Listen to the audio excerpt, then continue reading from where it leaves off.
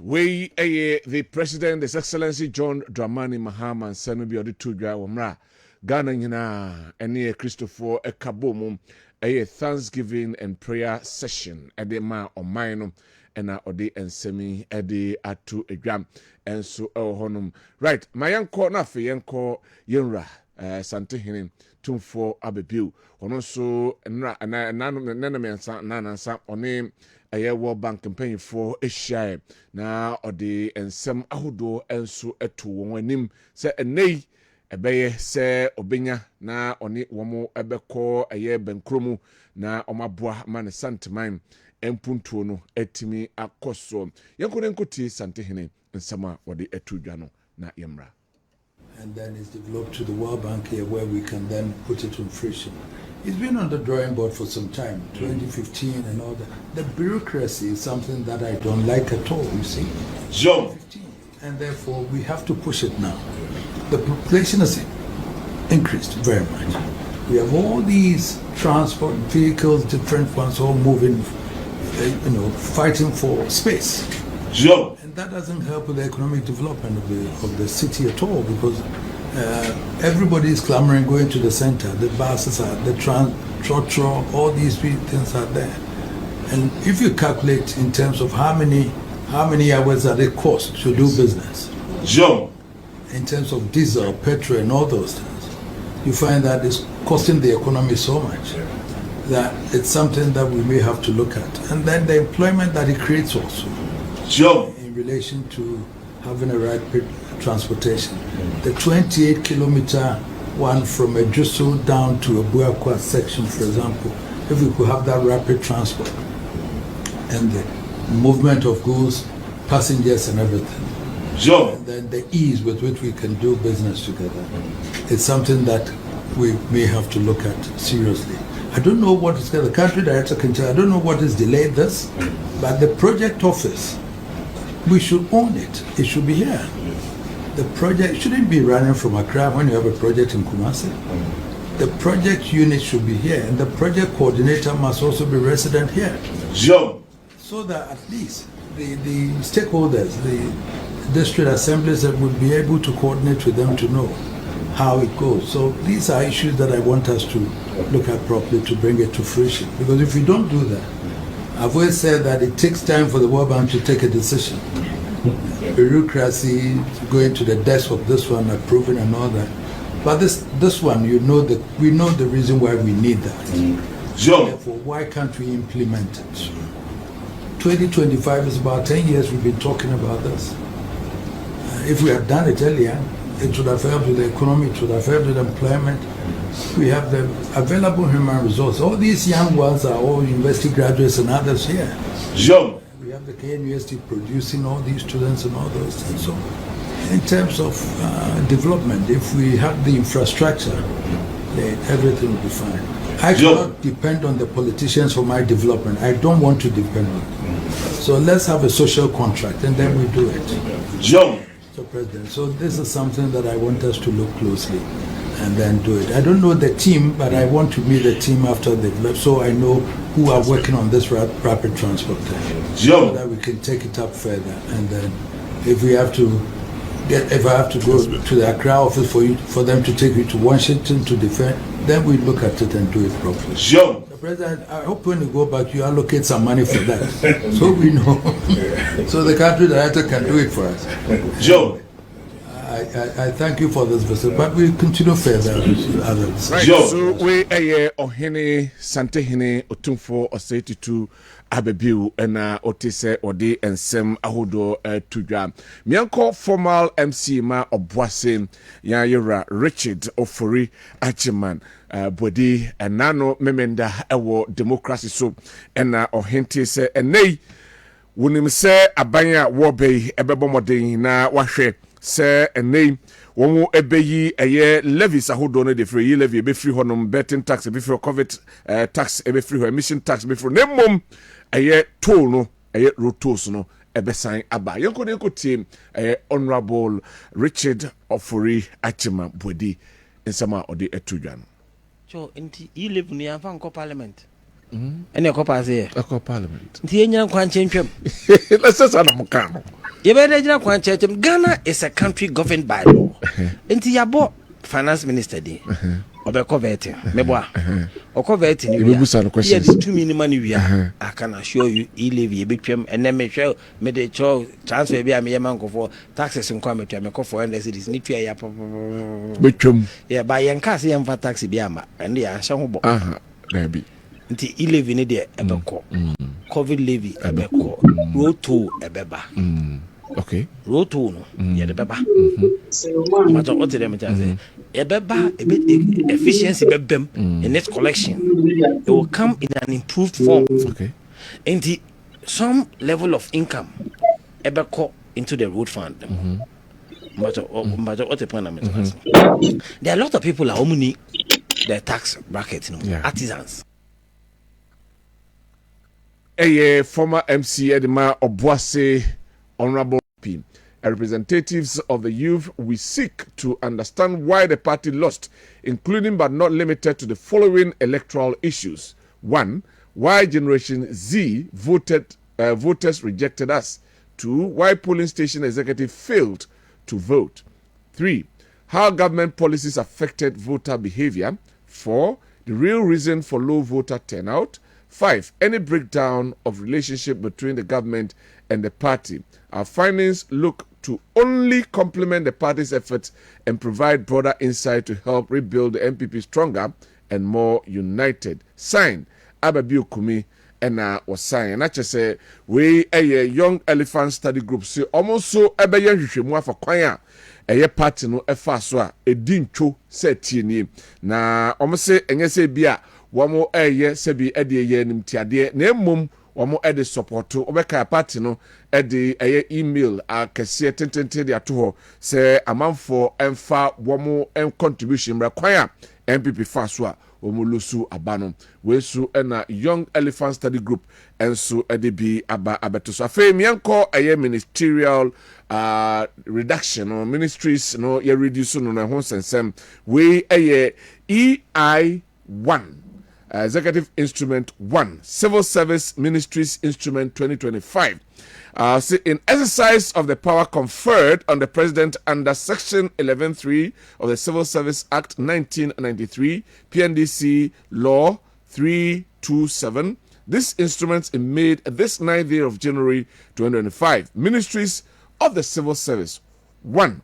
The following ministries in the Civil Service are hereby established. A. Ministry of Finance. B. Ministry of Health. C. Ministry of the Interior. D. Ministry of Defense. E. Ministry of Education. F. Ministry of Energy and Green Transition. G. Ministry of Road and Highways. H. Ministry of Transport. I. Ministry of Sports and Recreation. J. Office of the Attorney General and Ministry of Justice. K. Ministry of Lands and Natural Resources. L. Ministry of Local Government, Chieftaincy and Religious Affairs. M. Ministry of Foreign Affairs. N. Ministry of Communication, Digital Technology and Innovation. O. Ministry of Environment, Science and Technology. P. Ministry of Youth Development and Empowerment. Q. Ministry of Works, Housing and Water Resources. R. Ministry of Gender, Children and Social Protection. S. Ministry of Tourism, Culture and Creative Arts. T. Ministry of Lands, Jobs and Employment. U. Ministry of Food and Agriculture. V. Ministry of Fisheries and Aquaculture. And W. Ministry of Trade, Agribusiness and Industry.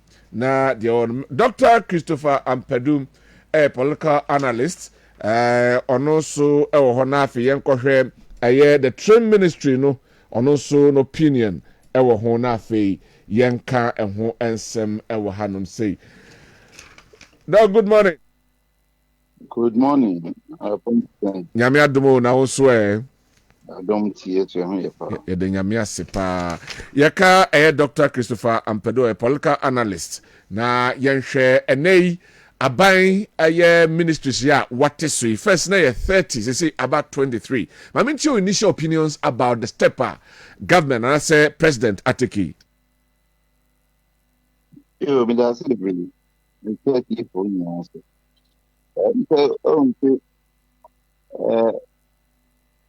His Excellency Mahama Oba or when that should be said within the space of 4 years, or Butaibi, Sabo Taino, or better obey a drama, a home impact, so I should or Ghana, and so 4 years, as it's in Osha near in terms of ministries, I want to know. Odikanka even ministers say they been moving over 100 or no better about 60. Now I know your first indication say ministries are civil service ministries so or better so I know questions so what is so about 23 80 no HF could say what the Butabi so it's out the time or better say or be a juma ama home pumping so Ghana for whom and sana the 4 years aso for me it's me about the president but if this could have been done other than our previous governments now keep all these ministers in Kebetimi why were they keeping all these things now edeka ebre or minor also be let me reach Obi anything for some a crazy job for the boys. Okay. It's your plan to do job fast and money part do any juma iron or mayor. Also previous government ministries are ministers I will create apart from special assistants, deputy ministers. Now will come in Boma. I don't know. Meanwhile, now the boat time Obe to me, I've fed the part do a money vision. Manado buy it try me, over a human many are my result. Now, for me, you telling artistic. It's of course, I'm saying, I buy no so campaign, some more can. And I very, very different from Abuba power. And comments are here. Someone in a month of time for the number of ministers are being an open and say a human or person yet now any terms. We young Nicaragua small buano, my yet you can result. The end result, the result then in the copy in I don't know, send your massively. You're voting out you.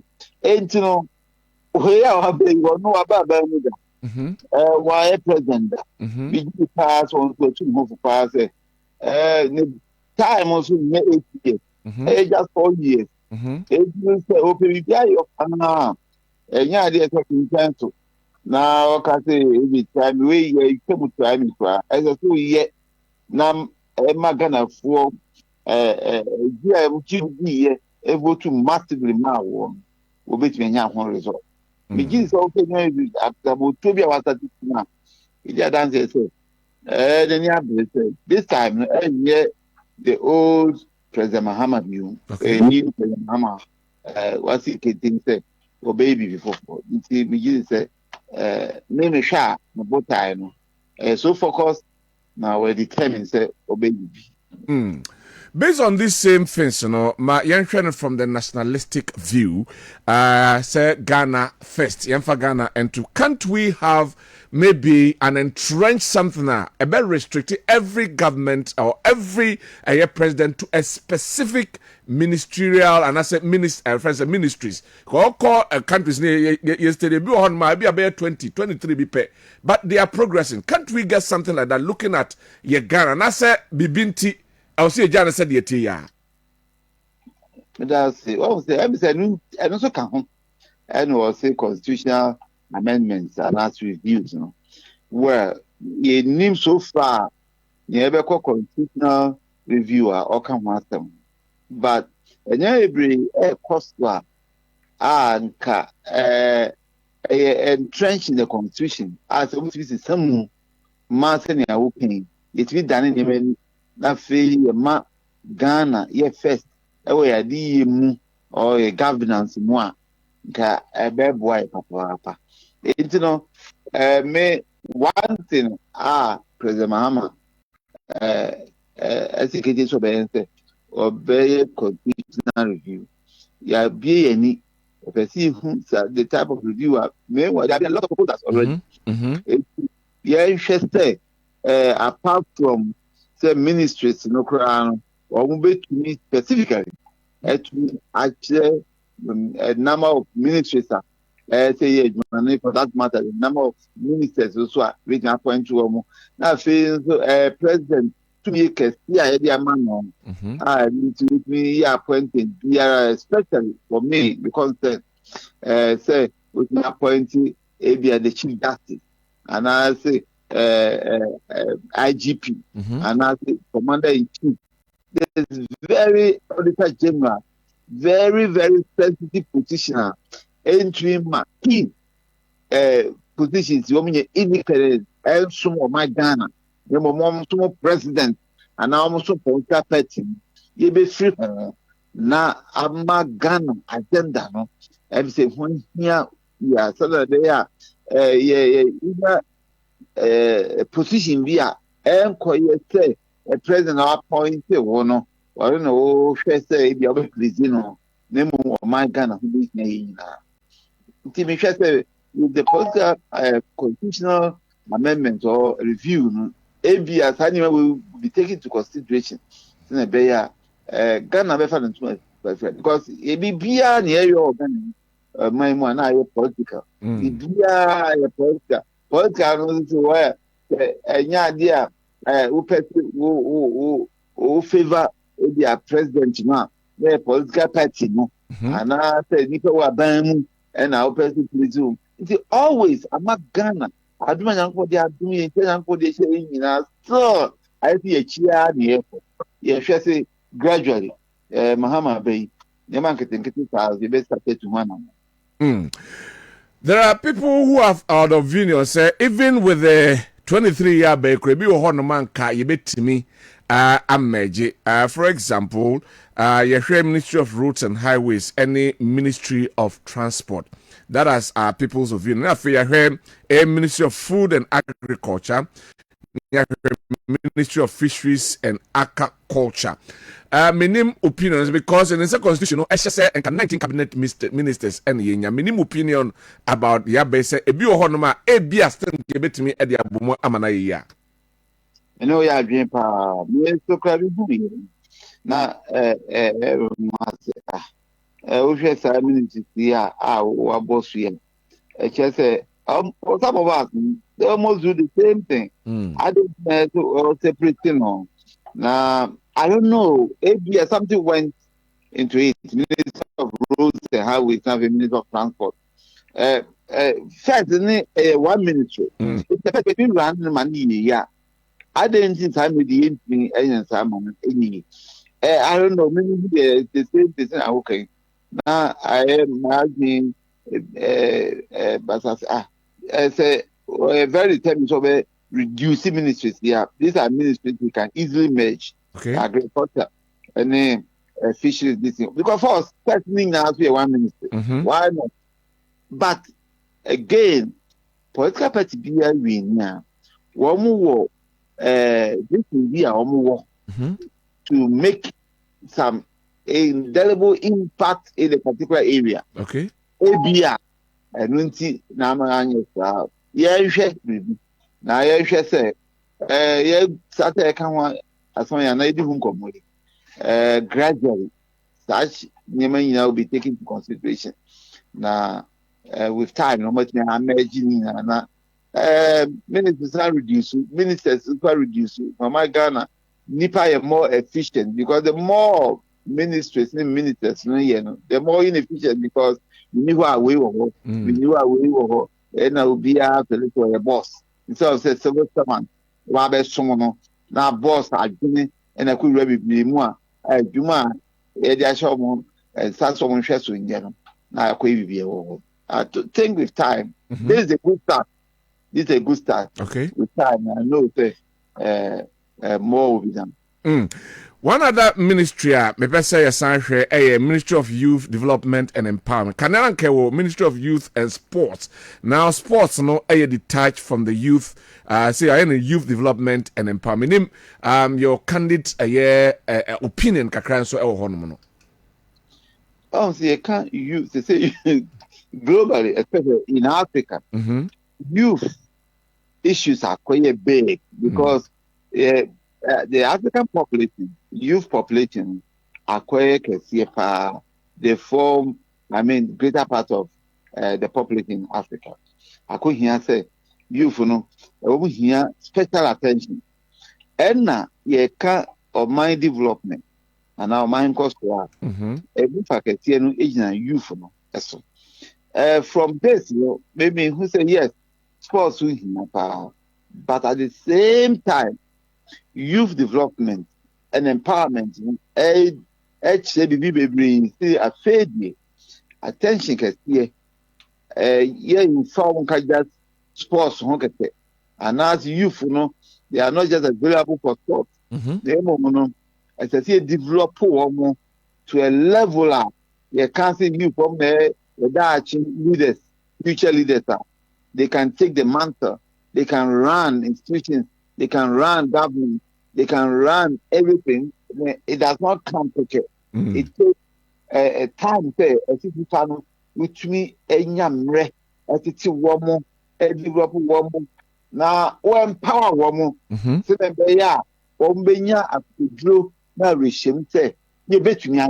We can, they are kind spirits, and so where you for me, we many because the old people never say, oh, my people man for granted for long. I'll move here. Why not focus on the youth now? Okay. Develop them, empower them. Okay. Yeah, we are only one country, Ghana. Yeah, Germany and you bet to me. I take the various resources and for them we now you can develop and I think the best people to target if you are focused on national development, I think the youth. I'm very happy to say special attention, echo youth for what? Not only to develop them, to empower them for what? For money, man, cost for money or mine is organized. Like a man or Dachia, we can count on the kind youth. They very hopeless.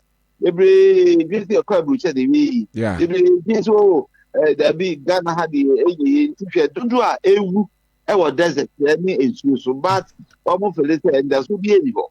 It's a sort of crowd which I think it's a good decision. Create a ministry for youth development and empowerment. Before Major Mwakono, there's another one, and our first name will Ministry of Energy.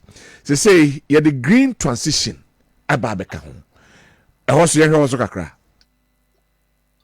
Eka green transition. I say energy. We share energy, just in terms of power generation.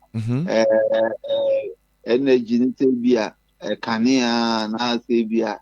Power generation, but we green as someone I become here. Green transition, one area they say Abasum because of climate change. And then cancer, abia, smoke, hudra, power, bar, I say sun, viemu, must say viemu, near ABC bata. We sharp. One, in fact, green transition, and also another dimension of energy, and energy, impact pollution, Emma, Nemu, and also Eddie Kanko. Remember, it's Africa, the brain taking note of this area of energy generation. Okay. Move to another dimension because maybe a chakwa so and as uko kra eja yes to and as ebia ebi so use electricity but when no so ka ho pass it need develop the ekọ ani wo ho a we ji say my Ghana achenso. Last but one, just 23 ministries, but where critics ever say yes, 23 ministries all right, but appointments obey na fe the okase wonye na wasan akoye appointment na akoye say ankoye ministry there name mum job for the boys crew and assign aba. Maminti opinion about that one so kakran sana me dem last one na to aso amount. President aka say or no can say minister or me for more than 60. Yeah. And yet all shares in Tahudua they are in thousands. I know say presidents were under serious pressure because during elections may Kasa on various platforms say baby ADNB and NDP it's all about job. A bill create Juma Mua, one person who feel more beautiful, but almost the dia no did how people feel my bill so ebamu. And one so far, what was here any respect as I say, jobs, and very clear and now a very than in cost. I do draw. Call various freedom call ports person call pamunipa now we take over natifo idea that say jobs be brave your more policy that because position be out there adwuma be out there contract be out there don't see any money upgrading political party said net what really there should be a idea just that was it. That president a year, be but a home and never said, wash a bobby. Yen say, make a bat, meaning a band, and I make answer. This is me, there's a need to be creating more jobs and now more positions. A bassa and the MC Ghana for. There was so many departments because we're not only first president. Apart from two him, there's a pressure, yeah, a man for heady truth. Yeah, and we will do for pass a great campaign. That don't do a bination. And yes, what did you what did you say? Your president never been here. And so Kai. These are the people who are war. I'm a power. You can't come to power and forget about them. Yeah. And not the pressure on president but I also think that man is so well so the bear now then a bit to me a year Juma now I am capacity or be different. Yo. Finally, Mame Musa Enra ene enanu fiada ena Ghana ene President Nyina Kaboma ye Thanksgiving and prayer session edema o mama mi comment about no so nsem kakra o mampani de to ho na fei minya na akwadaroma nyame de ye pagame ho a yinti anye hwe na me yi se o man bi o mafa nyam kopon se nyame no eno nko di ni kanko Ediomachi. And the president call even mosque na or say Allah bombo mpay na Allah se wabwa na eno akoko o hwe ne esi ya be feel say ade ehu hia papa because we o ma le bi nu ni aye o he o munyo ma say o manya power na ma say o mo possible Ghana is so different side way in for me e ma Ghana Ghana. You know, a banasa, which is some only present, or more among your canker saying, and so kind.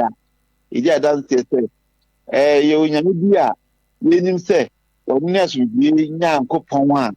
Yet, the election to 10 some, or none abuayen, ama Ghana, yet you are call elections because a near man is saying, Maybe be pa.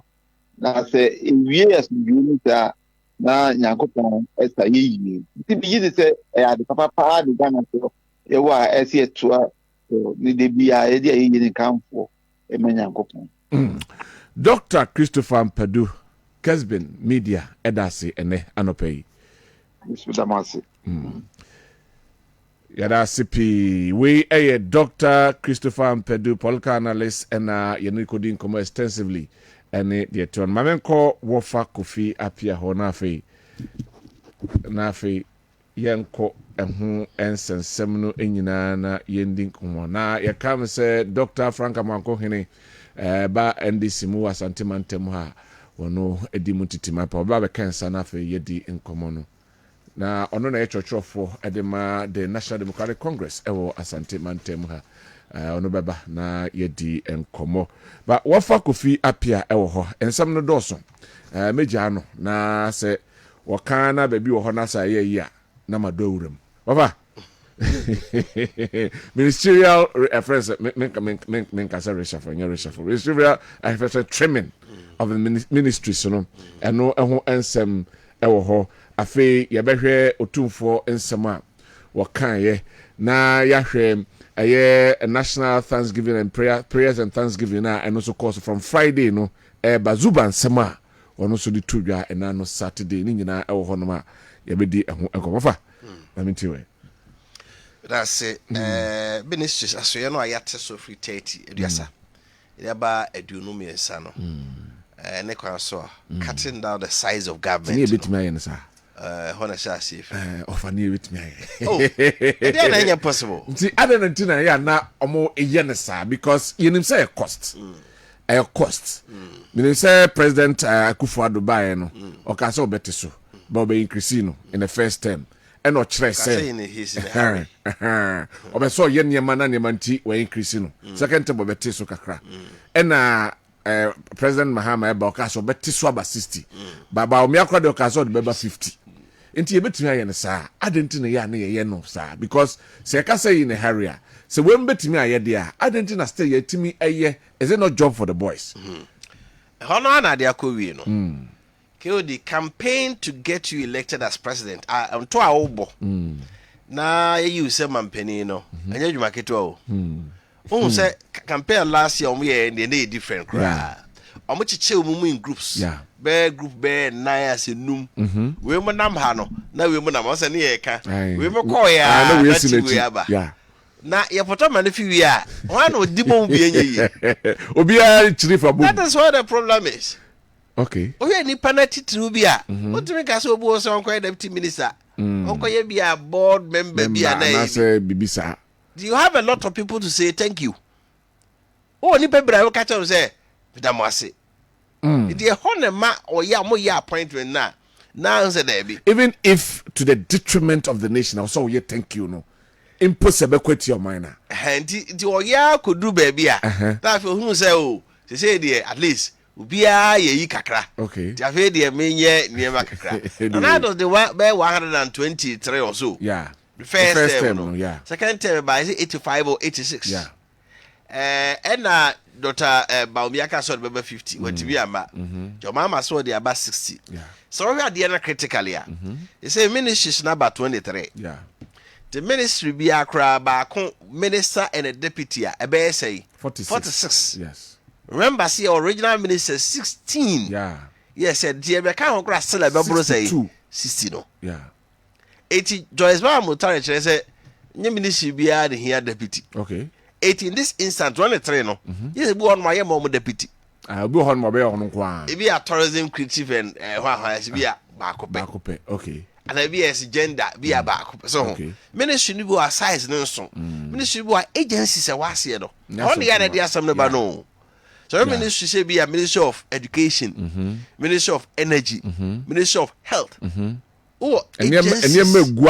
agencies be pray Ghana Education Service Scholarship Secretariat National Service tertiary e dey adwuma hondo so dey hono uhia aboafo but ministry bi wan say aquaculture and fisheries say me nam ni say on be meji by jano I think so we should probe Fisheries and see and aquaculture. why I'm fan agriculture no. Sir. Okay. So unti eno no say we are man of deputy a enye me ngwa. Okay. But obeja ministry no ba onya deputy. Finance ministry. A point in time there are 4 ministers. Okay. You're the minister, Sankasa. the minister of state and 2 deputies. Yeah. Minister, minister of state and 2 deputies. Okay, a year agrika. You're the same thing. Yeah. The minister, minister of state and 2 deputies. Yeah. Education, you had the same problem. Yeah. So the second year has a pay lean government. Kodi problem they say so you be minister. And your man was the manual bemo betimi aye adwuma no. Anya sem keto o. Proposal ho say ke be ya ministers no. Yentu omo kaye. Na no bia nto ne bibia. Auto light, auto fuel. Fuel. Ofia behind. Ofia behind bibia wa wodia. Enya ban ka bia biu. Dabi. Right. Say yetimi yes ade na. Ene be hu say you cut down expenditure of government. We say we minister Ne ho kanyina. or Land Cruiser V8 and also saloon car Okay. issue or driver chauffeur Ghana buying the tua ne car. You be man that trim Obenya house house help. masa Obenya a gate man. Masa. Obenya gardener. masa it is a Land Cruiser no kwa kra no. Yeah. So we use one Land Cruiser no 1 year. Ka E clear one Land Cruiser no. A common minister the crew mo a set TBC 6 unit classroom block. for a year. Yes. Land Cruiser na Kodi. So 1 year. free Accra ba Kumasi a. I know free Accra ba se ko Tamale ba ko ba. Enya grow Ska be wure mu ne Fuel. fuel obeto. and maintenance. Enya sam ketwa. Yeah. And I don't know me catch obi say me na nka me be ye president a. Ka me mo bia nyusu Land Cruiser. Then come you should there. Kodi. For safety. You will pick there safety. For safety and then comfortability. Yeah to abama o ye save wa. Wo de opeso ye save. Over. So what to ababa no so on be hwe so ma. Also protecting one man adwuma. Yama wo nye save. protecting Ye nye save. Yama pick up Toyota Hilux and say yibia. E ba na ntimi nko. Okay. E 4-wheel driver be bia betimi wura. Okay. And Instead of a Land Cruiser ne yes, when more pickups I want the same robust system. The same maintaining and the fuel consumption from. After all Fracra Kumasi on Vakama. All right. You will not drive. Obama yet to Land Cruiser no. We had to petrol 50 gallons. Not driver but now what for play about. No be siaka na them. So why is it compulsory also they can brand no maintias no. Can they get alternative you see a simple say bianca RCC or pull of cow me and send nice yo region be our you know me and yeah your ministry be itinerary se base bi obeba definitely the plane beba of course obedru ya na yakofa no now rounds be obia no where the Obama driver na to Land Cruiser no or no bodyguard o and company the Land Cruiser be free cry aba company Kodi ti say fuel Land Cruiser omo use Land Cruiser mo friend am kan kire say fuel Land Cruiser from Accra to Kumasi ebe Kumasi fully nyenya how fully nyenya obakro ogina kro onumja no onum no dura ogina Land Cruiser no esusu sa mo say esio no oh all at the expense of the nation. Yes. Oh, for plane buy still a biker. A buy bet you plane ticket in and out car. Yeah. Near say to your Land Cruiser na fairly here from Accra ba Kumasi no so car. Per diem. No kwesi wa no asako. Per diem. Per diem dey say no kan dey say no. Me car driver no de be ba no kro onye onu no. Ono so be hwe no. So yes. It is a kamo ye operation research bi.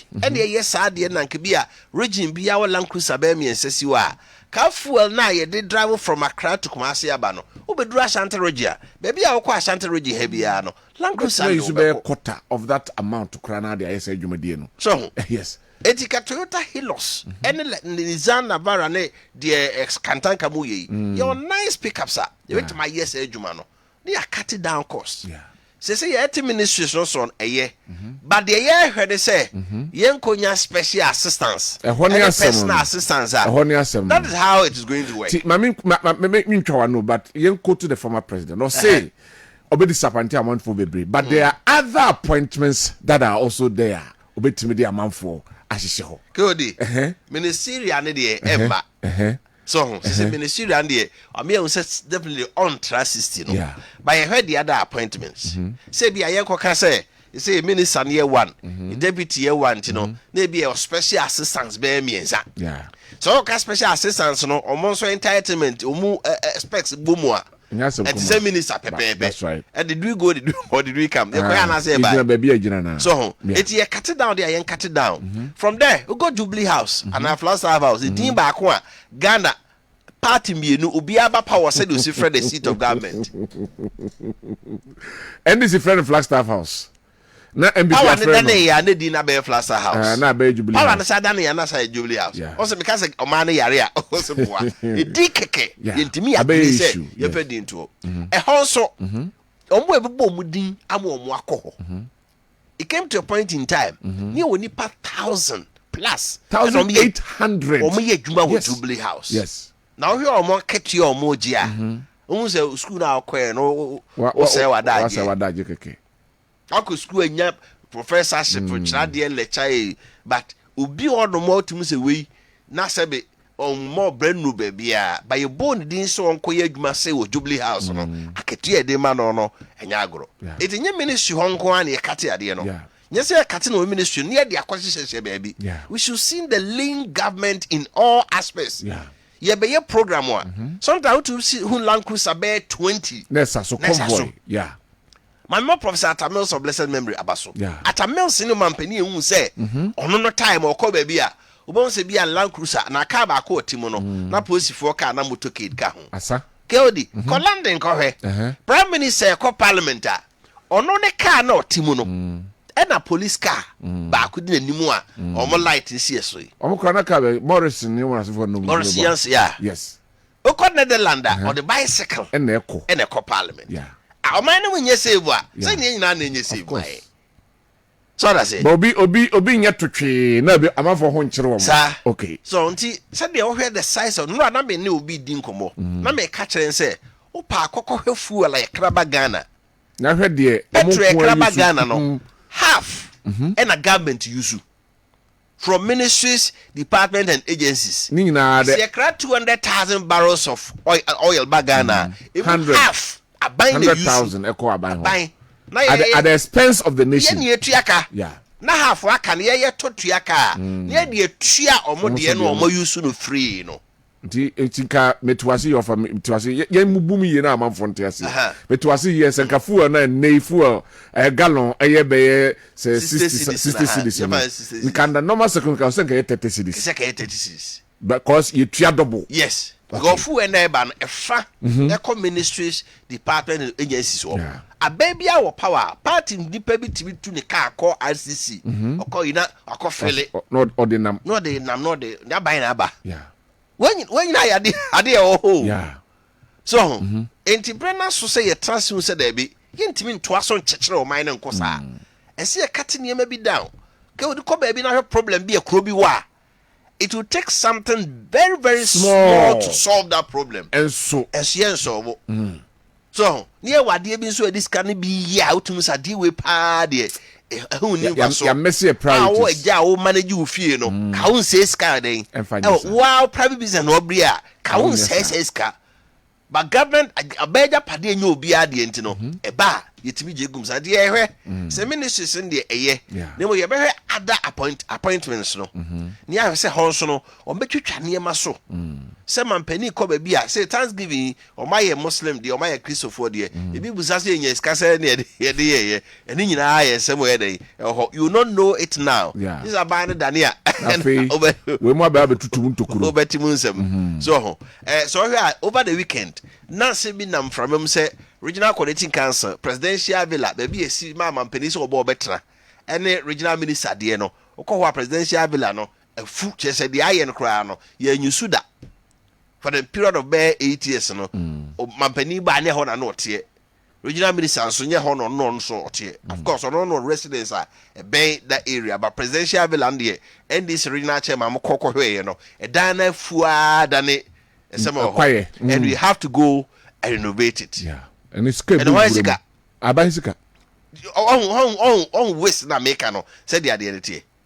enti nyama no bi wɔ no mo sɛ yɛto yɛ bo ase na yɛhunu kwan fa so a yɛbɛso so saa nneɛma na no ne yɛhwɛ kwan pa ɛbɛtuma fa so ɛbɛyɛ adwuma no otumfoɔ deɛ no sɛ yɛ ka ho asɛm but megye sɛ World Bank mpanimfoɔ ne ɛyɛ adwen na sɛ dɛ meka no project biara sika no so no so hwɛ friends saying KJT Central KJT market Dubai crisis ya KM project but not just a government of Ghana a guarantee ansana on my baby and the Bay Ban project and the Bay idea okay but yes, the initiative anyway no Kojobunsu the mayor of Kumasi all right but Kojobunsu to me for our pet Brazil go can't Brazil for say me see market mame if I can say Magana banya day a guarantee and then it becomes government of Ghana the two for cano asante mai nyamiadom see o japade nyamiesrai no betimi ya esa social contract na ebeboa hwe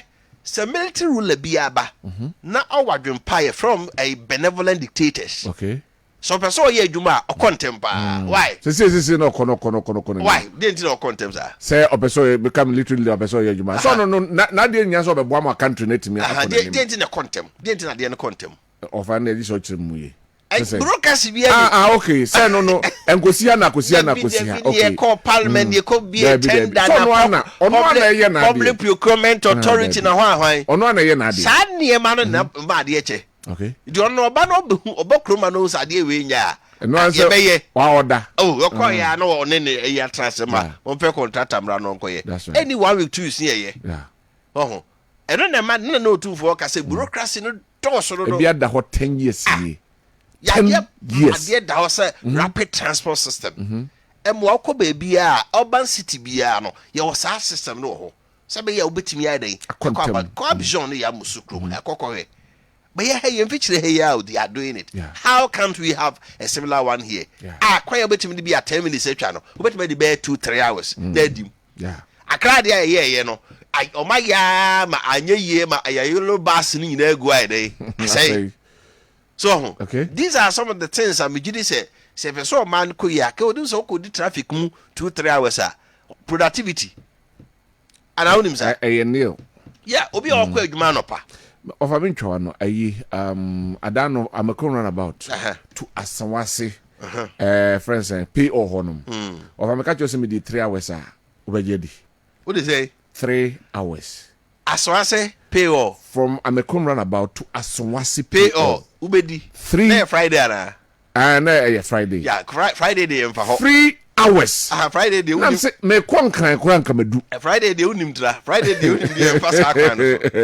me kon kan kamadu Friday day em fa ho so ho nti we no ye niema bi a wo se ye koye nimu no President Mahama obedi ade pen don't we experience in a number of these things we who say ade we say be send party form for pressure me go no so and pressure dey beba say chinchina you say ene kade wasa say de woka no ka obetimi so ayede aye ho adwuma okay now mamenko adwura mamenko adwura okay na me hwa semosi o go di oman no mesre IGP George Akufu Dampare doctor say police adwuma and he said to maintain law and order protect life and what property asem ketua bia nsi adwurada so kai dey see ebe 2 years ago e ma yete committee wo ho ne ade who dey see and the soldier for na call so omko bre pasapsanse ko wi ase tutu mekum nipa we dey say yakwachi obi nipa no eso wakowia wakota ade no kotoye no aye krono de in fact Ghana's Criminal Offences Act no so bi ko hwia de na obeton ma wo a wo na wo to krono de no so ye kronfo otomra your friend dishonest receiving okay so wunnim so eti no wontimi ignorance is also not an excuse in law all right emra no ntimi ka say na minim say krono de eti ye charge of dishonest receiving eti nipa no wansa wakwa akota de a ye krono de ende aposifo obeche no unfortunately complaining so yare na omne call hospital no ko wiye matese de kofa ba say ye the body no call mochre na ye na mabuni kota mama de kofta na police station ho no yakotwe ja atum ya hye ne cars ho nyina adwope okay previous one see no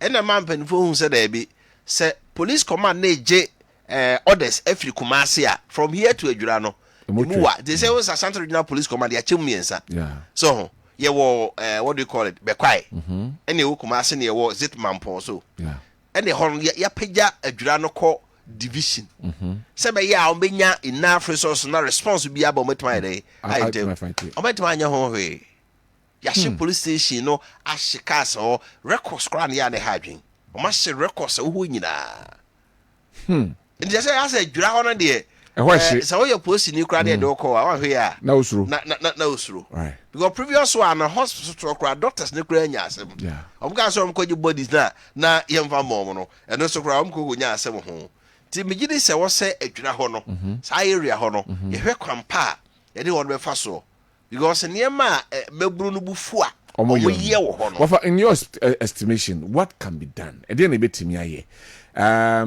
sebio edutrasem edoso a afi obi aye edutrasem a ase onsu bi onfa ho bio e dey in your estimation e betimi aye ma Adwira ma maybe this kind of situations no yetimi avert police ni wo ho so oye na dwuma wakwa be chi obi sebi BBS amanipa omo nyinni because autopsy na omo dia ba so omo nyintum and the police for no ensame nye autopsy ma MP ohonom kra say yes anye autopsy for what need to be done the say kamo twen ne say akoy autopsy no for doctor friends are seeking another opinion okay say your autopsy ne ba doctor na say we no ku no won tia say a we seeking for another opinion yemfa mranche yemfa ye demand for no so aye doctor pathologist for no so aye for then we can establish the cause of death so yemfa mranche yensem at this stage see enya military detachment e wo ho a Adwira ho a go do the dey na soldier for na ebem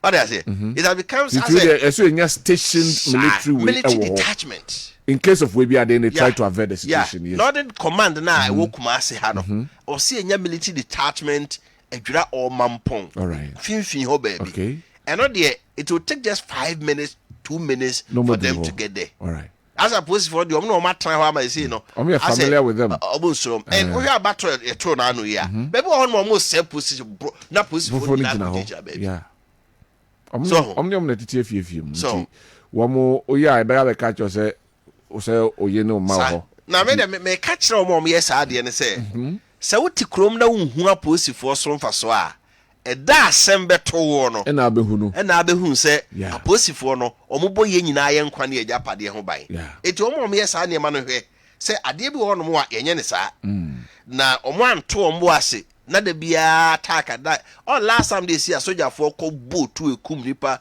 mienu a soldier for na ya ma posifo ma command ya this time round mum no ma ko attack wo mo suppose for na anwane enfiri ho a wa ko se bia ko bekum that's true so the security agency national security apparatus no omo hwe se benya military detachment because ho na a hotspot abato bibia o Adwira eye hotspot something you have na se tell I doubt. I mean, baby.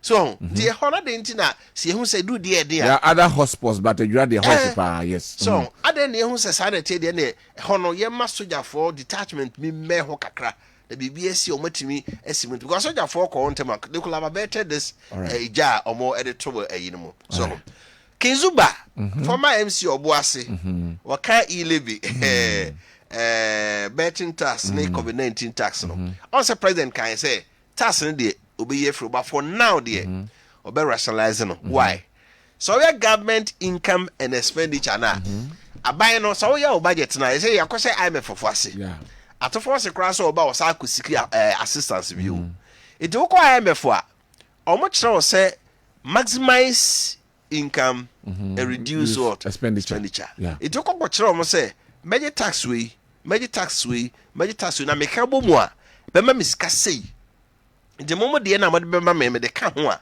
na timi amaye ABC okay etim timi soro preko penko kan kira IMF say me ye campaign no me ka say tax way betwam yes I ko ka kira say tax way no wo dada no a news say ha me manfo enti alternative tax me de banie a replacement. Intimidate no besia na ya metimi raise the equivalent amount of money. Okay. enti metime gina so yede eyi afrio right and na kinzu ba chese betwa we nyam na the road tolls aba so your road tolls figure na enya na isa we were not even raising 100 million cedis a year or say ye be ye na ye ni good yes nti eno na mebusa say road tolls nko no betimi raise sika e levy COVID-19 tax, betting tax, the man na. We are talking about 60 billion. Yeah, the year can't we raise that amount because we share major roles.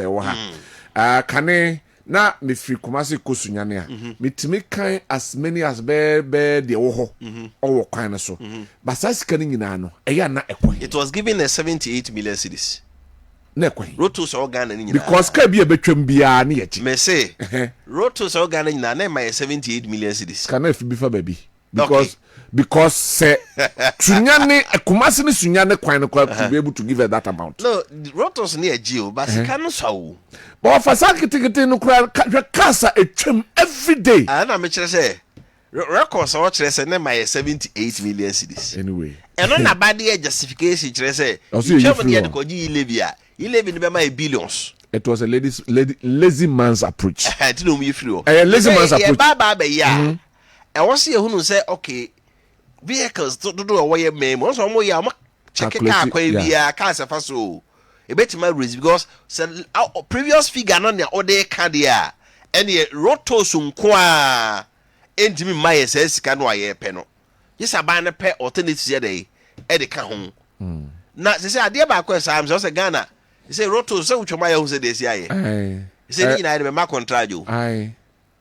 The contractors no massa build it to store boot nyina foforo Matisombe automated enye automated ni here me so almost I see the foforo no because they say I had dilapidated I say be ebubu ebi the cars abubom be commenting nyina say this is say sitting nyina foforo at a cost oh said your mind na ye chichire no said ye tie ade a en say ye no ye gu rotos na ma say amena diska da service sande asade a pisika me rotos ye de ye free ho a up to now many anya hoda ke di Kumasi Accra road the entia enye ye da no heavy duty articulated trucks are twem wako our neighboring countries but kwete wo Ghana ha no odu ba bia niam wafa no omo mpene ma won twem omo asilo system no ba omo kire se ECOWAS protocol no ntino kwete no lodu free tema obia ntimi nka se waduru agina ne enyi niam ne bi so it defeated the purpose of say exactly this help of one town no farmer no bro so a no ano no twem ka kwa no ayeye no so no 6 inches 8 inches asphalt ayeye it also unam Kumasi free tech bangwa gajansa apompono what does it tell you dey na kachiro road a heavy load no it just wait no so ntina databamia na o ka say ye be ye friends concrete roads no na me ji say na nka ye pa but concrete roads no ho kanya agro nyasem kuma nti yentima anye trains so a yentimi anye bi ene kan free ha no we share no border na no no waje wade ko right tika odu border no so na kama ye kwan ye ya ede ache kwa bi ye ya heavy duty infrastructure no itimi che we Kumasi rosa limes bar for no ye no 89 90 91 92 che pa ba baby articulator nam bia utum se ne kwan no ebobo it's articulator we lodu no abetwam ko paga Hamile yes on 12 roto baby we are practicing this for about 3-4 years new omuna musa just odru border no so a na obetwa no wetuma na okọ no baby ma bia ka bi onamu kwa iti ano de ade a memani anye ho da si ye free honom ti megidi ye se we na airban se da ho ka no ye ne ye na brochire die ne bia automated udru wa udi shemu a and scan akọ egu ayim na ene wi alko nyesa na yesa de nipa da sene kotena ho efa ebe fa nche abrochire de no kwa da utumi twa bia 1 month 1 year dudru a odi ewe ni shemu na ateke eno no bi wo se na ya utumi nya discount akra kakra wo these are some of the things that tina meka so man ka se ye ya ebe yi na so but do we bia job for the boys eno ni asem we are okay nyina okay say power ni change last time no omo kwaji tobu tu nyina ma omo party cronies Yeah. we talk about new yeah build a party cronies omo na be contracts sir all right enti dia o kan say e betu etu antokro no eduru afo tokro no tua no dio me say uti baby talk about baby a trotro driver o ta atwa mo no oni no yeah no twem ko ba kon anopa na no okoba sa me ntwa no ayi mampon kwan so Yeah. besi wa fa chire ho no afa ho se ya be se ori anu we yin nsa no a wevu eye de otito butum na wosin na okọ ne ba bi we so obi ho so a ote ben nti okoba bi a wo so otwa ne nti we yi kwan ato nchen nti wonfa be bi atobut no kra wo na watua atobut otua iska no kra na eno so atimi nyiska ebe ayi yensa can release bi anopa from the spokesperson of the president, presidency communication, which has said notice of cessation of board membership of statutory boards, corporations, commissions, and councils following presidential transmission. Now, in accordance with the Presidential Transition Act 2012, Act 845, all members of the statutory boards, corporations, commissions, and councils appointed by the former president or a former minister of state cease to hold office on 7th January 2025, following the assumption of office of His Excellency President John Dramani Mahama. This serves as formal notice to all affected members. For the avoidance of doubt, this excludes commissions that are independent constitutional creation. In due course, the affected boards, commissions, councils, and statutory corporations will be reconstituted according to their respective enabling laws. The president takes this opportunity to thank all affected members for their service and wishes them well in their future endeavors. The management of these boards are directed until further notice to seek clearance from the chief of staff before taking any major decision. Signed, Felix Kwache Fosu, acting spokesperson for the president. The 20th year say, also Abenyuma, Hawaii Corporation, Hawaii Commission, Forestry Commission, Lands Commission, Hawaii Council. We need a binary appointed board of directors from your day. Now, just transition at say. Power ni change pe mo board no so nyina mo dwuma aba na wiye to say mo dwuma ba wiye 7 January na mo nimu a kai mo anyway eti wo a wo ye pani a wo da dwuma na no so wo ye director na dia wo de onko so wo pese wo ye bibia na seek clearance from chief of staff and now be some asem for what dwen wo pe say we need board bi ade kwama board approve ama wo ma chief of staff on clear na the appropriate time no on be appointed penifo a ba be those boss no eso ntia no so seven no anyway Dr. Ba ni ahwe o say ma ahafo no south west na afọ no na obo asisi de no doctor ntimi mekanse be no fon so nti ye beto ahoma na ye di nti ma me fa messages no kakra na aba no na afi ye nkone ne doctor enkodi enkomo no Comensa pillar 2 do me Kwabena constituency free SHS has now become Operation Feed Yourself. Ghanaians yara yenjejireje anyway okay and also edia or the abreye enono. Mr. Host, how are you doing today? Good. Okay, yeah, that's it. Also the abreye, we are doing fine. Kyodi, the best way to solving our education system problem is to have a national educational dialogue. I'll support parents to pay their awards feeding fees from Sir Kabis new Edubiasi Zongo and all the way a brain and so on. Lawrence watching your fro buchi ewasenua asori and kwanta Obe Unity Oil filling stations. Good morning. The NDC must know that they were elected to solve problems, not to create problems. Why are they still destroying state properties? KOD, are you aware of the total destruction of the statue of Nana Akufo-Addo at Efia Kwanta Hospital in the Western region? But I blame it on Blay Nyameke Ama, who is the MP for Sekondi, who publicly stated that he will inform Mahama to relocate the statue to Chebi. Is that how we build a democratic country? That's a question I can't answer. Musa Abato, Ewo Aswase, or say President Mahama has demonstrated strong leadership and a commitment to Ghana's progress through bold actions such as reducing ministries from 30 to 23, seeking accountability for election-related death, halting the sale of state lands, addressing challenges in the free SHS program, and working to avert power crisis.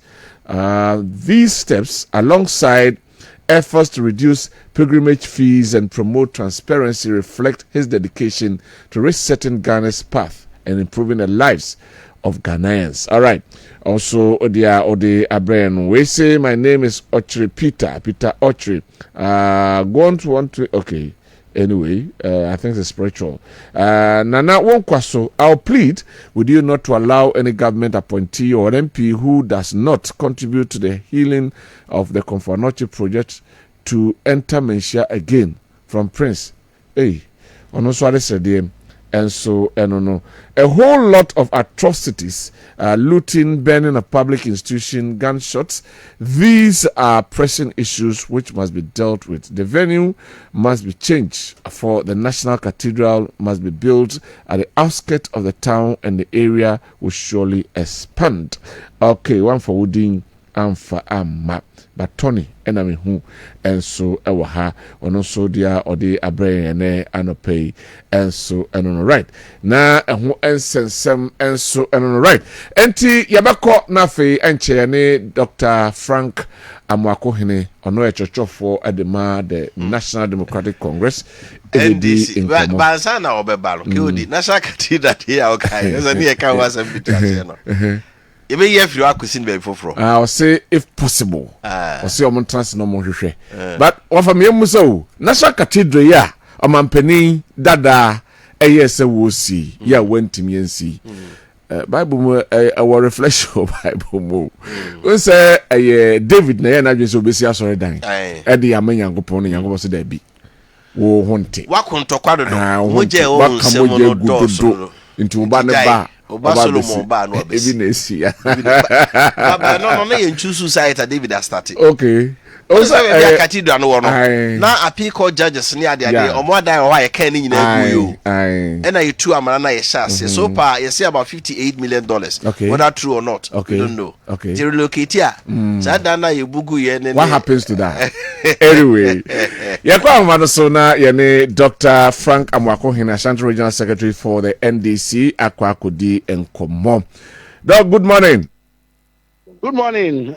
Na ohoye Nyakopado na hoya na so. Ya me adom na nke hwe nimpa o yete nyina madress kama me twense nka beba na one on one be yesi bibi di wakwa akodi ba bi. Fatem na me flight delay nti me di abra na makomesi opportunity no. Oh, okay. Okay. All right. Yo, ma the other kind ma yen shase nationally na afi yen hwe enra mampeni ensema odi tudwa from Friday na besi enra na minti o comments kakra ho ansa na the specifics no ye di ho enkomo. Kada sinji na say mani anti ewo amanyasem ni any developments aba so far as governance is concerned. It's actually no Muhammad no has been very historic and say near man war taking actions on no near man early no Ghanaians air anymore now especially Mabulu city no air anymore and man it is doing only the right things and you see I'm also say so we'll continue this way next election there will be no election because you see Ghanaians the election or abide no yesterday oba na enema yesi ehia ye no wo de eno ho adwuma ye amanofo ye no ni problem bia ba oba ne se wo ye de wo ka ene na ye amanofo no utility to score edigu ye so no and you see the Mahama is coming with some level of experience because the panifo say so ni ma hwegu na ana ohun hwehwe ye ba Mahama ne ni ma hwegu ye no na so ohun hwehwe wahwehwe ni yie asa ameti sure say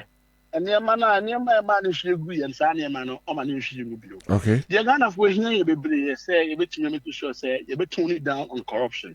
There ba Mahama ba ye na no anche bia na onya kra ina so in an odi oral team no e ba ya odi oral team no e be ye adwuma and ye na information do na so abani nyina no obekwa obelidi obefa lead no so no ko na the sa paper in the year to two e ho na mo ni so dey our follow RCC issue na and so you leader you call ya akwa really a lot of Reuters across her in the past 8 years. I'm sure say the rubber hole near very specifically near didn't come out from here. Yes. Beyond that, elections are yet to NDC, MPP. About 2 years at Ghana for. And see, we don't see the reason why I was here to about no because two be today, will be the sky will be, and I took to my will be they will do because MPP and this no, and maybe baby and you bet me go. CPP one and against CPP bet me go. And the CPP is nowhere to be found. Yeah. And see, say if you play, you know, mabunity mamufuano, you united to make sure say a bassy a cock or 2 elections, and a connoisseur to the wagon. Gidigidim, mentime once in him. Sebea, you be coming na obia and confident and qua. You be no more conclusion, no minor. Ibia eto eta. But you see, Mahama make a firm promise. Say he is going to make sure say or basically justice for Obia negotiation in Ayawaso West 2020 general election, 2024 general elections. And clearly, the fight paper or the IGP, you know, right in order. And I'm happy to say he's not changed the IGP yet. IGP now on one dear man say open up investigation into the matter because you see, Ghana Forson the Mazem can what they on one IGP now about this year. Quebec say on one go find a boy and not never be investigation. No baby you know na nyeme wo mu bia no e end this before any man watch no. E IGP nim no any integrity. Then say puntumo obaka say tuntum efita obaka say efita. E dey on one investigations. We are on file report nema His Excellency the President of the Republic of Ghana. Yankopon ya adum na sa report ni ba. Now be at the recommendations a womb A2 and number 1. And yes, a political witch hunting. But a near ma akoso and ammonia A2. It is our second move. White people the ma IGP no. One of the moves I pick in the first week in power. I think they're very fantastic. Yankopoya Adama, Yeba, the Ababuamo Mino Akoso. The third one, letter our dear ma which was the Lands Commission, State Capture, a idea had done when you campaign, they kept telling us, Senkofu de Moba, many more Matisano, Mujana Manka was someone this is for your good food in Alabama. Because and they baby will be our state lands no, or what you trying to say your music so, and how much check a little bit, you know. We call rich and I see a wokumasi her. As this side holding in the private developers. Even doctors work confanochi or more bangalows a year commuting a more confanochi or matons on Sas and a so-called private developer almost could develop a hole into an estate or whatsoever. But you see, a dear ya by Diana. Before so doing something, you should have a very justifiable cause to do so. Because me I'm not going to me pack baby, mena can say I can't estimate idea no. And if I didn't know what I was, maybe I'll do today. Yeah. Ukra usika so to idea a hodo, and yeah idea a year at the foodie. Upa the at the food there, what I'm so at the foodie. It will be our government land 50,000, 10,000, 20,000. Me who baby at once at this price. And you say Lands Commission on the horty the sales via no yeah.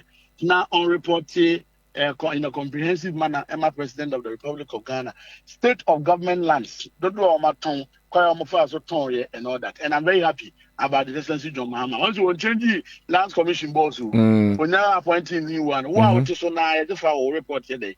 Ebra. What do report ebra? Now say any oral team no there no conflict with more. Then no beg for me a basis for which you bet me and I'm more out now holding now where they because as we speak now, you know your details, any of you be a wow, what is Kessben? Fabra, now so you have under to the embassy at the end this in Niba, so Lands Commission, almost at the end this in Niba, you know, and I'm behind my church where they really one what's now over the past years in church, never play near her and near my womb so far as government lands are concerned. That is the third point I need.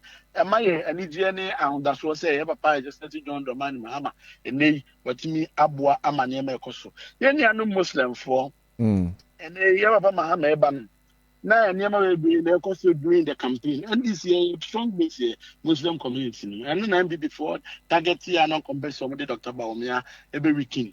And they have a Mahama Bayan. Was actually led to our war, Emma Muslim community. And they will program be our young national chief imam, any Muslim Thanksgiving. No, I set up a 7-member committee. 7-member committee in the Juma say, among her heart, fair. Now they call Hajj, no. Therefore, my time, I think they're around 11,000, 13,000, and then I'm around 75,000 Ghana cedis. Or say, among share no more advice on how you bet you review now, you're toning down those costs. If government needs to take a part of it, let me have one more almost so, no ethnicity because, Islam Libya would see me behind going to Hajj, they hold it in high esteem. And now Hajj fair no ever from one. It is in the right direction. Right. The last time I can want some free SHS. Free SHS here are there MPP for votes votes are MPP for now. And free SHS in Chumwa and rank a governor could do 3 million. Free SHS can hold MPP for now or more percentage of Munai. And you ever said next election, no? Omo percentage 19 to form kra e obi a woto aba ema MPP because na ne yam hwehwe say bi NDC betwa free seats no yes ye yenye ne sa ye beboa amana ye kama MPP for was no motata headmasters no nti how bi wo ha e was in can headmasters ne kan na boa ema free seats program ni jan na so a ehu na omo de amene kase and ye baba mahama wa ma chas conference of headmasters, opportunity, and they've come out clearly to talk about more challenges for more so far as free SHS is concerned, so far as feeding of Yamano air concerned. And year 2 now one more to make sure say at the end of the day, I can be a local school and the Papa Tina at the Papa and never Papa which media Buama additional out to a oh, I just want in reaffirming this, headmasters Nika say, Omunia Diane, a bit more Boama Crano, Etmene BB, Eddie was in school. Into Yapamahama, while catch chief of staff say, warehouse, what am I morning, Yamanema would know. Uncle now, Omumie, no making sure somebody distribute summer school beer, and then so, and in the end, 1 week in the day. Me, I can say in confidence, you have done what Napoleon could not do. All right. And they moving into the next, the second week of the governance, I am expecting nothing but the best from him. Right. Considering the experience I gather any and more to do in this 1 week now. All right. Me am right now fe yen center on some issues I was say ye di ho enkomo. De ka yamra santemantem ha enim say constituencies be ye miensa bi e wo honom a mo edaso etwe ho. Oko ahafano southwest, oko boase east na afa oko ahafano so a hon yema na hon sam na kwa akosi sen because e say mabunu no sori ya mo say city no mu na mo win ye te say e ba say e ko sori ni no mo to anamo eko parliament house and hon sam na kwa akosi sen me da se pimi nu anti no kwa ya to aba no wi no ndc seats a e wa santemantema na ya 10 ni nyina de we can say in confidence say NDC won all these seats fair and square. But you see, MPP who say, and the man encourage don't say a presidential coalition before parliamentary coalition. And see, constituencies are yen ten winning. No more presidential coalition. No more who say Mahama winning. Then now they are spaki some pocket of conflicts. A man never will be caused when any problems are here encounter you. My main friend one after the other. Oba tepa. Have one no north. Results exactly say trickle in provisional results by will be a boom. Now you see Papa Mahama lead with almost 400 votes, which was a threat to a parliamentary seat, so far as MPP are concerned. But Mamuzo Doko, how can you draw that conclusion? Because there have been certain situations where to skirt and blouse. Based on the non-quantum Mokasa, and some more further and better particulars. Apologies to Dr. Baumia. Fantastic. And I would let you know the trends and so I can say they knew said they were losing the seat. All right. In stronghold constituencies, in Ashanti region, in voter region. Anytime they are switching in terms of voting for a particular MP, the president does not win. And the ever know, Hohoi, for instance, I may won Hohoi, but Nana Akufo-Addo could not win Hohoi. Okay. And in any situation, no, who counting votes, a year Hohoi. Now, what we say, Baumia winning Hohoya, the likelihood say MPP candidates, no, everything a winning a year size seat, no, a high. The same way, Tepa, so who counting votes for her. Now, NDC are winning because MPP stronghold. Now, Mahama winning, the likelihood say, parliamentary candidate NDC winning, no. High because in this skirt and blouse follow favor parliamentary candidate no more than presidential candidate. Okay. Because parliamentary candidate is doing so on the tail. And to be a person when answer so at the two abano MPP near about two parliamentary candidate but presidential candidate no I on time and it is okay in most of the seats that are flippy in the electoral process. A similar situation they could see and issues for no stopping say almost swapping a pink sheets. How is it? Because some more copy of the pink sheet. Good. And a friend said by law a copy of the pink sheet is supposed to be placed at the polling station. Until all these evidences are there. Good. And to me, we took the much to see. Okay. And in the course of coalition, I know people used to washroom. So people used to washroom no coming across pink sheet a washroom no does you know. The pink sheet is not a handwritten, pen written pink sheet. Okay. People are handwritten, pen written pink sheet is in one. Okay. Obi Awakabia a carbon copy. Okay. And it raised the alarm of how come the pink sheet there wasn't is in possession no. I could do that's him. So like now here for pink sheet no bet me specifically and I say I know the infant to answer. You open police station exactly amu who say exactly the mama too brain I mean show see just a minute okay no problem no problem. So having said that I for no loss just a minute having said that mama police station no police station code F461403 community center Bosikese Beposo. Okay. Bosikese Beposo. Bosikese Beposo. Okay. Exactly. And what is now NDC a stronghold. Okay. Okay. And you call on the say remember your agitation say how come East no a pink sheet na nkasano war ball whilst political parties no carbon copy no. It is one cost pay maintain once. Enti nyensa nchiremu you nti de na wo toilet that a friend saying bin ni mu no wo compare ene mo de no the figures were the same difference wo the work that bin ni mu no confirm work there carbon copies le kuda ye no e confirm na wo de aba no different from that bin ni mu any de kuda ye no what the problem na na okay.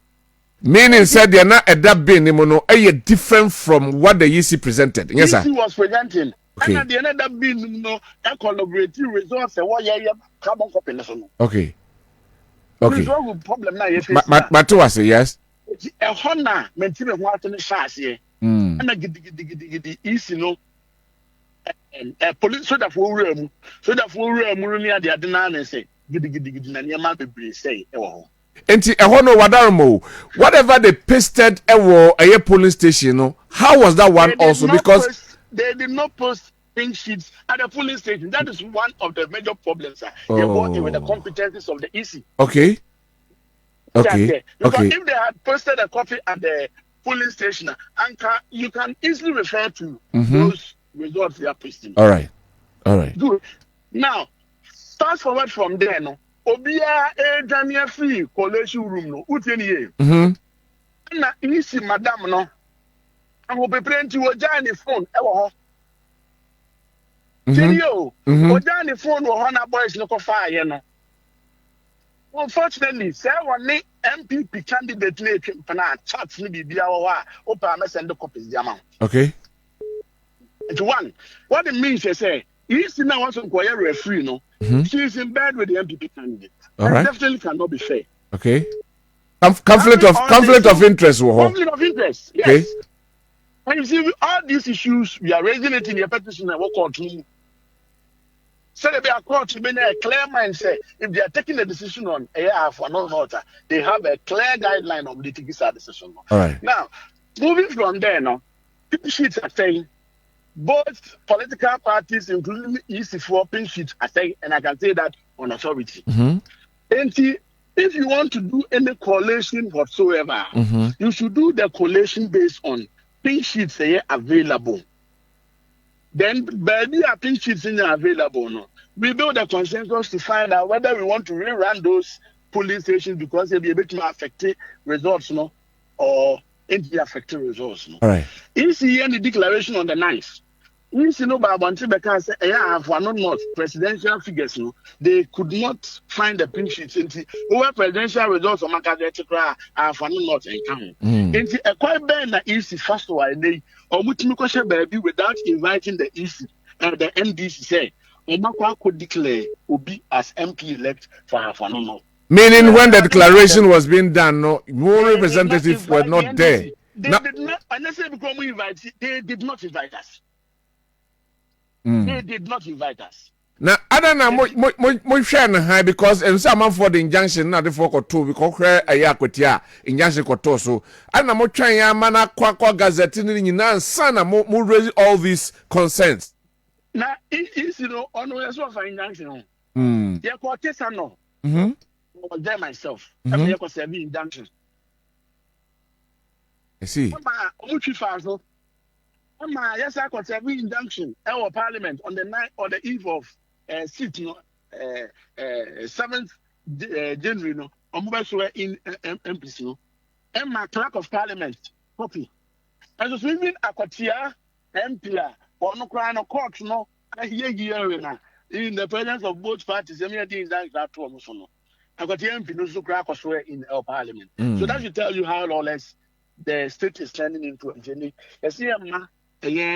Star presidents, no, and Duba are one not now. These are the issues clearly.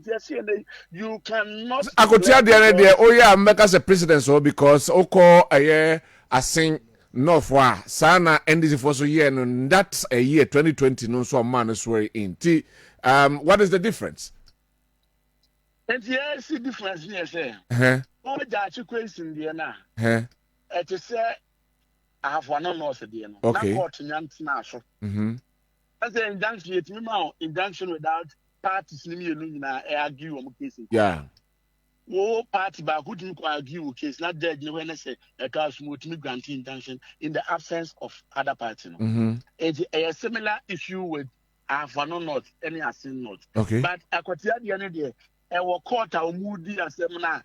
Both parties have had the opportunity to make their submissions and all that. And I still judge if you say there should still be an injunction on the MP. And Jacotiadi are more serious than issues not coming now. All right. What's the way forward? For a year, friends saying I have one north at the end. What is the way forward now? The way forward near court. You could follow due process. Court be hearing or hearing. No, dear, then you can now have an evidence in form of a case law. Eddie Ato was saying that should be Obi Yabia. No, be when you swear to a day. Now I'm going to say, and Omoya in another and a man court, I don't know who a young will be auntie. This time, I see now a ruling from the court. The court never can be an the better in Saman Assembly. Then, they are that to be a home by assembly. A year man castle, and the same, a similar situation is you all, and there's so many patients. Some could declare results. Obuasi is slightly different. But so before another call Obuasi is the national. Meaning some call parliament. So what transpired our parliament? More call parliament didn't see. And the parliament you call now was your survey leadership, lack of parliament and MPs, with injunction notice. To myself, lawyer Ivan Zamankwa, and then the MP select on our side. You know, your call.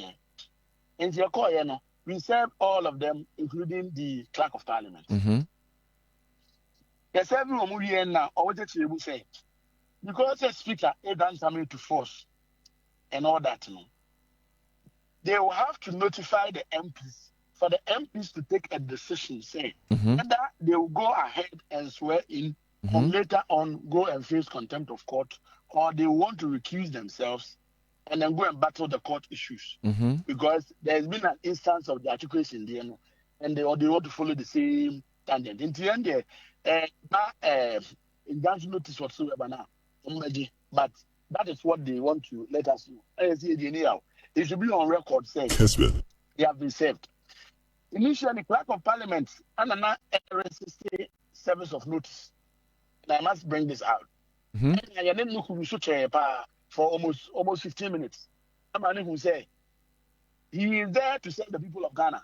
And he is not a law unto himself. If there is a document from the courts, there's a bailiff or savior. The least you can do is to accept it. But like I say, Adiasan and all that. Adiasan, but you are here to carry out your official duties. Yeah. And you are back and forth. No one will say, we knew what we were about. And normally, all right. Obuasi East. What happened in Parliament. Obuasi East. But Obuasi East, no. The acquired declaration, the BIAMA, EC officer, no. Peja Honorable Samuel Boadinsa as the MP elect. We now see on tape and on video, be our officer and the court, no. The evidence, later, and I see Obuasi East declaration, no. Then sounds the declaration pink sheets, no. I wasn't the signing for MPs, no. In the declaration, first declaration, no. Here, Samuel Abuaje signed under his own hands and with his own signature. On video. Something Patrick, MPP candidate, to sign himself, Doctor, no, or no signing himself, and share on video. The MP, former MP, my friends, was standing by Samuel Abuaje when he was being declared. And the EC officer not sharing them. In the video, you can see everything clearly. Nothing happened. Yeah. You know, if I say, one don't declare results, no, and it's how can you declare a results under duress with a clear video evidence? Problem beyond also at the collating center. And this I would say, if you declare the results under duress, you can go court, and decide whether or not indeed you declare the results under duress. And there are no ones them then you are carrying. Easy at the regional level, carry any national for carry. Then say what they will do with Obuasi is to proceed to court. To your surprise, before the application call High Court to Accra, compare Mandamush. It also follows our case now. Aye. That case now Obuasi is enter home. And the application of Mukonya or court, some Mukonya recollation, it was 6 constituencies and no Obuasi is enter home. Because Obuasi is the there's been an agreement say the declaration has been done. From the videos we have seen, there was no form of duress or whatsoever.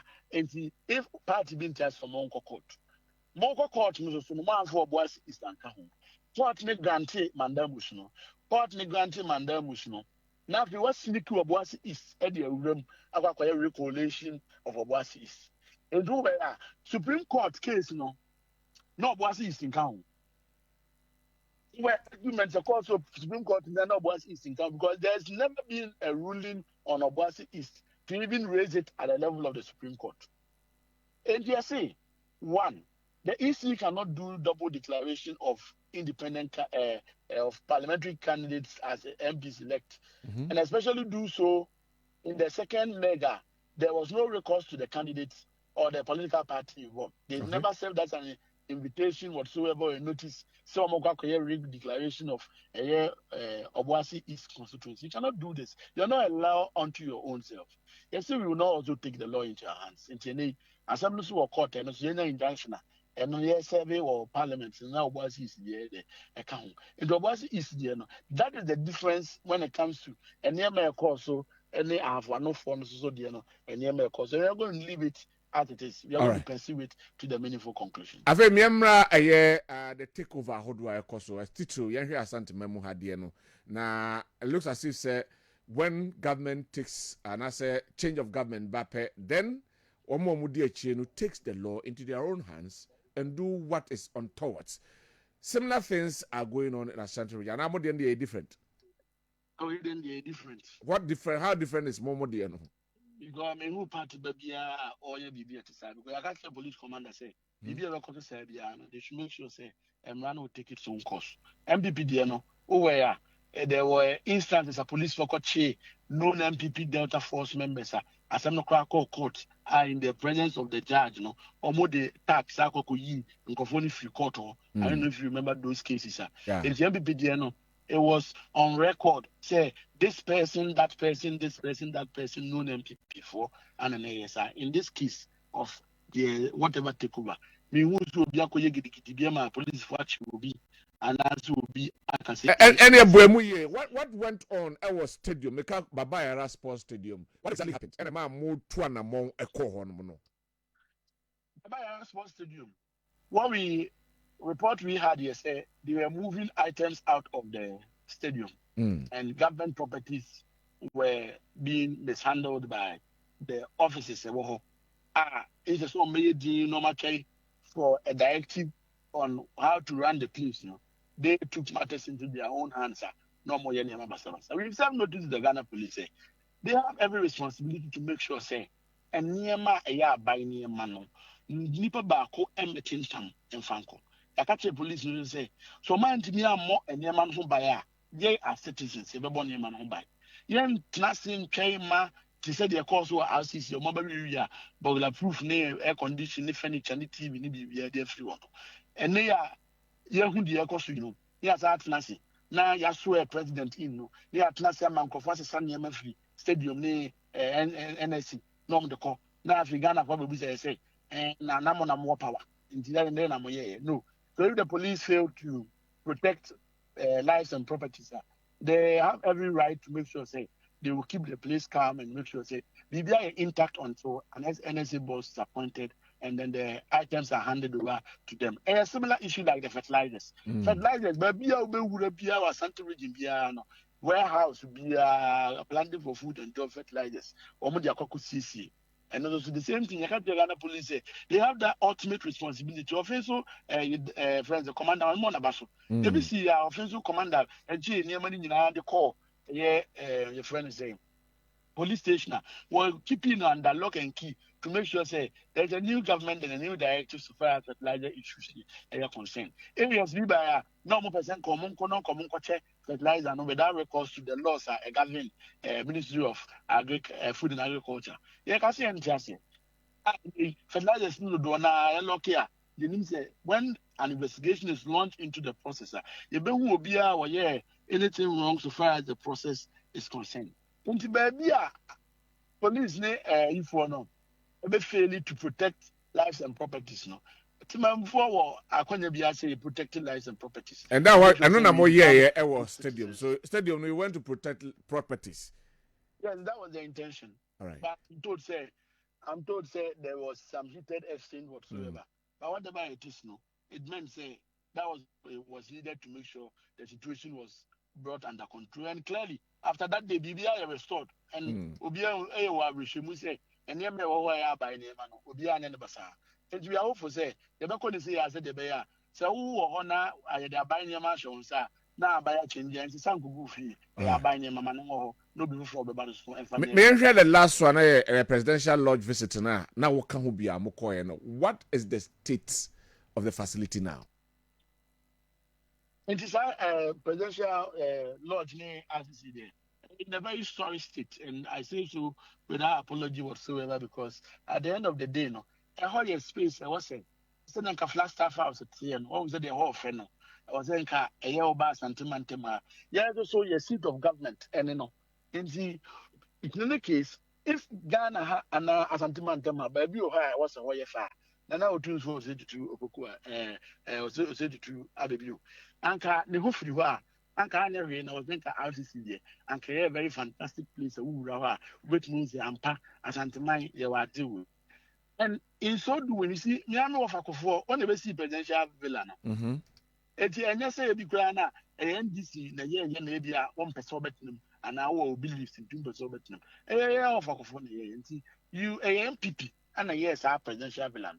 The see that you know Professor Mills and about Hama na be yes we see that you know. It goes beyond NDC MPP some say bia NDC for na be ye na we na be ye nti then say no. Kofo ye presidential villain e wo ho no. Mahama e ba ye or you sue the place.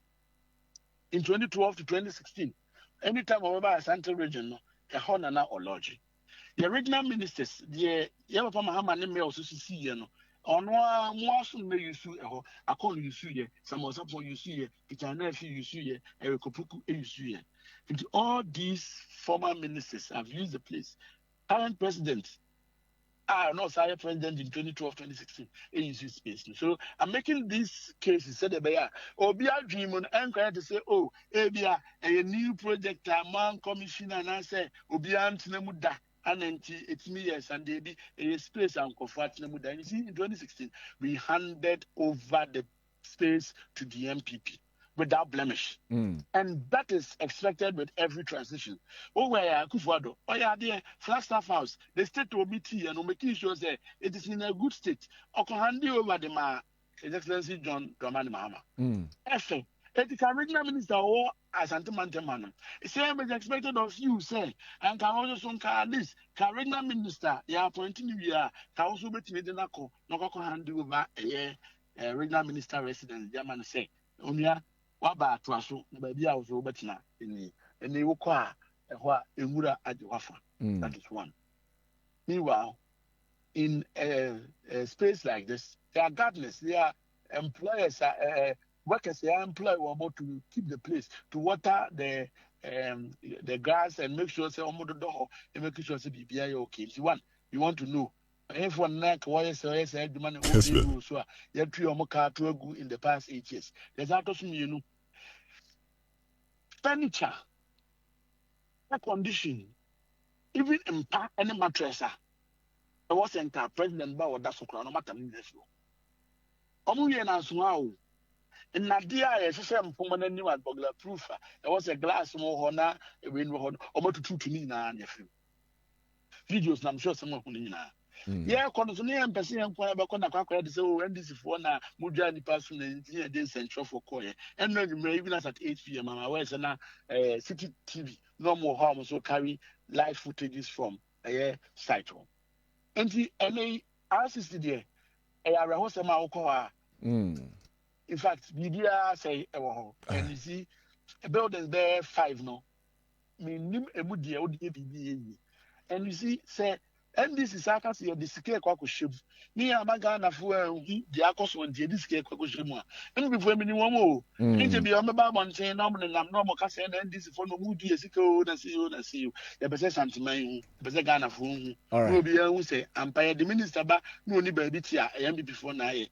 Yeah, the minister, but now as a minister, no call spend this car on the friends, the houses buildings now AM before now and the Babon. But as I mentioned in most of the interviews, we are not going to rest on the matter. We're going to make sure that there's accountability. Kessben. Minister and penny for the day at the Badel show Mosano. Now go point out Papa Mahama, appointed regional ministers. No as a government, we make sure we launch an investigation into the process. So at the end of the day, no, every year and send now Ediama Ubia Edia by you have the responsibility to make sure say you keep the items and you protect them for the posterity. Doc, yeah, Brenna Sonaka. Finally, my name says state capture na se for na momo kwaya mokoji. What is the next step? Moja mosa and I say mobeko court on those issues. It's been now court on those issues. Because Meka constituency ne dia no mum. Da be na mobeko court afa ho. Constituency no. I think the next court date is 25th or so. Right. I'll check the date and then I'll let you. All right. Accordingly. Thank you very much, Doc Amwako Hene, Secretary the NDC Ashanti Region, and I think over every nation. yɛbrɛ na so nti yɛmfɛnsia Baba be room ye na yɛdi yes na so tomorrow is another day. That's right. All right. Enti na de etie enso eno right. Na birthdays bi ewa ha na memfa ho ensem no emfa emmamo ansana. Masori ama se ju laka ene anapamfo no aba beto so with midfield action na omdabe. Happy birthday enko Emma Honorable Onyina Echampo Jemfi, Member of Parliament, Kwabena East Constituency. We a fresh one kra. Na chese yura ene wawoda nyankopon insha. Samo sapon umpesu yaso ena wotie. Wasi enkancho se happy birthday. Yenso wa nyina I wish you a glorious and wonderful happy birthday enko emfa emau. Nyame enka ho mede ni Kwabena wo Sudan kwa wote wofa Kofi Apia nka. Kofi Apia sia sarebede akọ ena dwumadie no ohyehyɛ ya yede ebre wo. Mo am send messages yadamase. No yentimi anka mo de nso mo fa nkyɛ. Yes sorry na afei midfield action atwa so amamo. Bye bye. We'll be right back. We'll be right back. Gotta pay some bills. Midimafo, Pokwase Maira Accra. Midimafo, Pokwase Maira Accra. Midimafo Heba Clinic Aba Accra. And you want here, passengers the Gumika Imu, a Hana Dudwana Aircraft. Hey, and this Accra and put them at the mo. And yet the Muampa, the Sadia, a Duchem Atlantic International University, America Memo, about Dr. Dujanfi Babasu, honorary degree as a professor in biology in herbal medicine. It is said here, I am more. Oh, Missy Minim wife, your copa war. 1 year, 1 city. Need send the 2 months and 8 years canon. Miss me connection and shut down Koye na Esakakra. Say what Pejam Mama Hodiam Bem connection. What about the crow? Stroke so dear. What found small. Chessa, I did you want who any dear Siano.